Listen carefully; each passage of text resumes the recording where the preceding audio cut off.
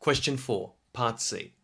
In the diagram, LMN is a triangle where LM equals 5.2 meters, LN equals 8.9 meters, and angle MLN equals 110 degrees.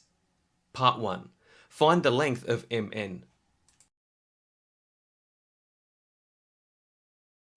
In non-right-angle triangle LMN, we have the length of two known sides, so that's 5.2 meters and 8.9 meters, and the included angle, which is the angle in between those two known sides, is also known, and that's 110 degrees.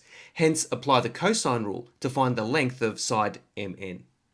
So by the cosine rule, mn squared is equal to 5.2 squared plus 8.9 squared minus 2 times 5.2 times 8.9 times cos of 110 degrees. Evaluating the right-hand side, we get mn squared is equal to 137.9073845, and so on. The next step is to take the square root of both sides, so we get the length of mn, not the square of mn.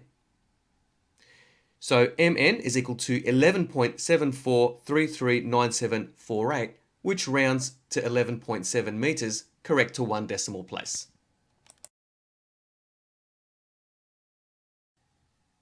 Part 2. Calculate the area of triangle LMN.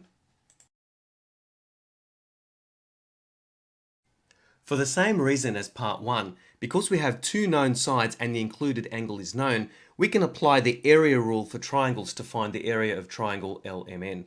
That is, area equals half times A times B times sine of angle C. So applying those values into the area rule for triangles formula, we get area is equal to half times 5.2 times 8.9 times sine of 110 degrees.